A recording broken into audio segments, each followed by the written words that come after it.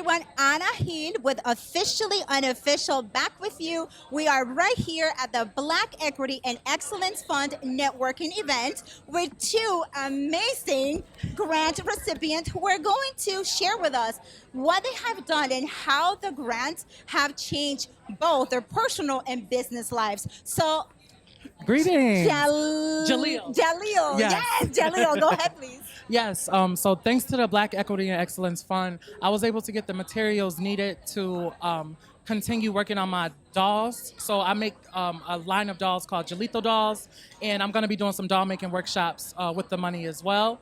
And then I also started a podcast along with I actually have like a studio space where I have different gatherings for Black and brown queer people in the community. Okay, and Yeah. all of this with a grant that you received from. Thank you. Yes.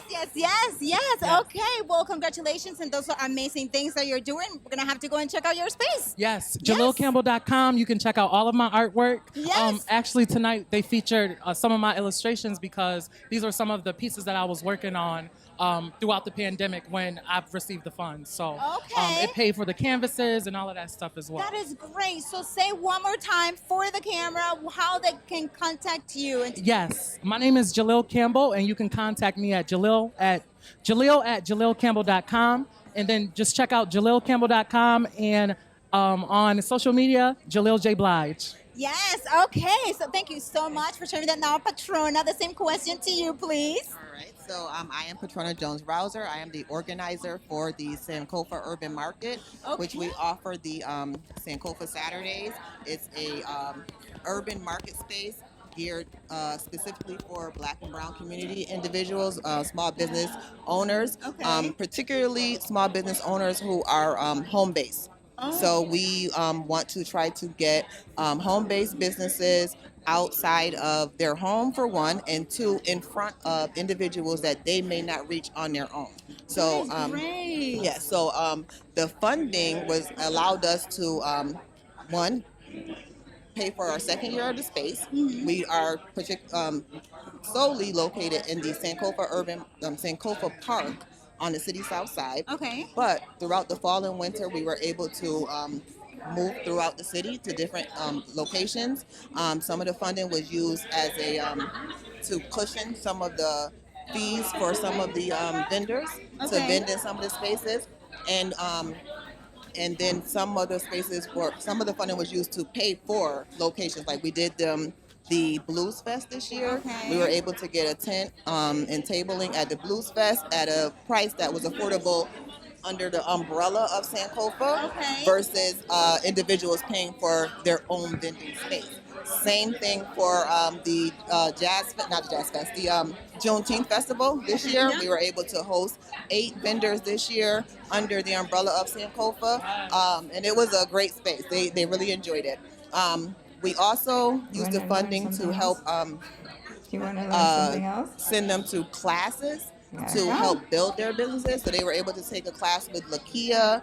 Some individuals, I believe, was able to reach out to Tommy Billingsley, and they were able to network in that way. And they are networking with one another. Right, Just right. sometimes just being amongst other individuals who you might not For be sure. with in other spaces. Yeah. You're learning from each other as you go. So, So, we're still working on some other um, things, and hopefully we're continue to grow. Where Great. Oh my Jennifer gosh, so Patrona, that is tuned amazing. And the Thank you. thing that I like the most about what you said, I mean, everything that you have done is great. So, But the you were fact saying like, that you know how I just like those leave out, businesses so who I can't were always not work sometimes, but wanted to be other times at a, out in the Yeah. space, in the community, and at a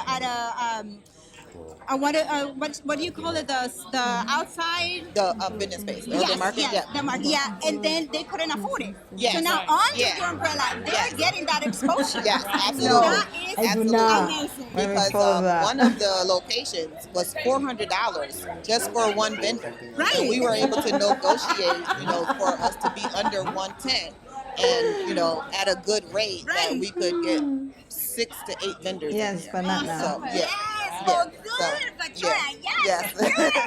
good. Yeah. And this is all with the fund received from the Black Equity and Excellence Fund. Yes, So yes. if you're looking for some a way to give back to the community, this is an excellent fund. It's doing Yes. things for us, right? Black and brown people and black people, where we could give you the skills that we have, and you'll just love it, right? Yeah. Like we're just doing like amazing things. Yeah. So okay, Patrona, awesome, thank you. And Thank then you. we have Thank you. okay. Right here, Deb. Deborah, you're gonna come right here in the middle with us, all right? Okay. So the same question we're gonna ask for you, right? You're grant recipient. So how has this grant made a difference for you in your personal life as well as in your business life? Okay. We received the grant, I think, the first round when they gave the first grant in 2020, right? Okay. In the midst of the pandemic. And we wanted to be ahead of the game in terms of the CDC guidelines and how it affected our mentees, our community little sisters. And so we wanted to be in front of what they needed to do to thrive during the pandemic in school and in their personal life, because this is new, Right. hadn't been a pandemic since 1918. So I needed to tell them that history Right. and how those folks survived the pandemic, right? Okay. But I couldn't find any African American information how they thrived back then. Because it's different between, Yes. other folks and us, because the resources and support wasn't coming to us. That's right. So that was my mentality. So through the first grant we received, we put together a series of monthly workshops. One, how to make your own hand sanitizer. How to sew and make your own masks. The masks that really were effective, right? And then as they put the guidelines together in terms of how we should move and how we should isolate, we kept them informed. Now, isolation brings about a lot of changes within a person. for sure. So we had to keep them busy in activities in smaller groups, because we needed them to breathe, Yeah. to still stay connected, not only with their families, but with others in the community Right. that were trying to continue to live as normal as possible. We recognize the inequity in the food distribution. We recognize the inequity in terms of getting health care during that period. We also address the students not knowing or having devices that help them through schools. Yeah, that was right? a tough one. And there was a lot of kids Yeah. who actually were homeschooled, a lot of parents who lost jobs because the transportation was different.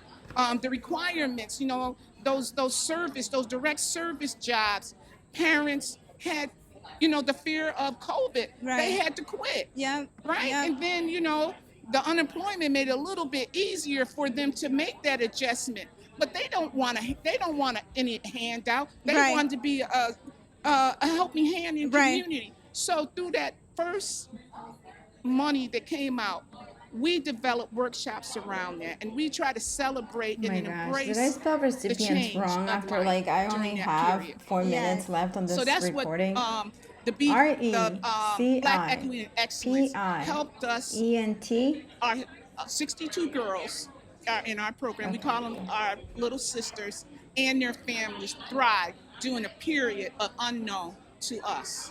Good for you. That is amazing, because it is true. I've heard, and I at the beginning we were doing the podcast, and there were a lot of children in our city schools who did not have Devices. internet connection, Right. or devices, Right. right? Or Right. or supplies, Or they didn't know how to use the devices. right? Because they Right? never yes, Right? yes. And so it was a time of learning and very challenging for a lot of people. Yeah. Now, we heard in the news more so city schools, but on the outlet store schools were experiencing some of those same things. We were lucky enough through the BE&E grant to get an IT person to fix our devices, to hold workshops to show them how to best use their devices, and educate some of the parents on how to supervise them using the devices, right? Yes, that's good. Right, That's good. right. So it was personally, it warmed my heart to see my little community sisters thrive Yeah. and do the best that they could during that period of time. Yeah. It brought them together as sisters because we were able to do things in small groups. Mm-hmm. And me and our mentees and the board, we did what we could for who we could when we could. Yeah, well, good job. Thank you. And a good job. And everything that you explained, you did it. That was well appreciated Right. by all of them, right? By everyone you touched and helped. Right. So, Well, and the bigger piece too, the Community Foundation gave us a grant community grant to buy more devices and to pay tax. In our grant, we had written that we were going to get these teachers to tutor. Well, the teachers were hands off because they were, Right, everywhere exactly. because Yeah. things, it was just very challenging. I'm going to use the word challenge. It But we was. wanted to be very consistent Mhm. with our mentees during that period of time. Right. And so when we got our community grants and we bought these devices and things that made it functionally effective and they got grades and all that good stuff, we thought we were going to use the teachers. But I end up using the mentees okay. who were proficient in math, Right, science, yes. writing, reading, to mentor the younger girls. Right. And they felt empowered. Yeah. And they Of earned course. a little money.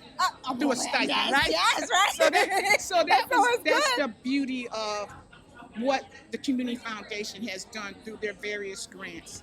And it all started with the Black Equity and Excellence Grant. It allowed us to thrive and to empower our youngest in the community. Yes. Well, so what is the name of your organization and how can people connect with you, Deborah? Okay.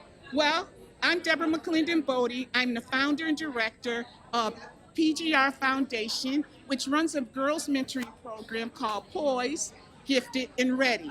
We target girls 6 to 18 years of age. Nice. You can contact us by, we have a website.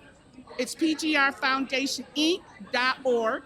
And I have a Google number, 315-313-4688.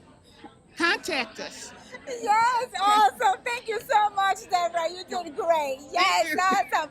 All right, everybody, we'll be right back. Okay, bye-bye. Okay.